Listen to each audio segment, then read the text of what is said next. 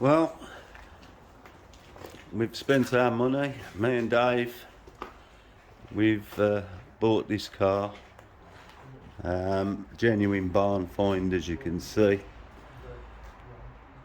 And we're going to be removing it from here today. Just got to move some of the remaining. This was a machine shop. The machines was all round the car, so it's never moved in over 25 years. Loads of Jag spares and stuff to take. But we're going to unveil it in a bit and get it pulled out. So we'll make a plan and I'll show you again when the cover's pulled off. Well, here we are, covered. So the battery charger on it for 25 years. Just somebody forgot to plug it in.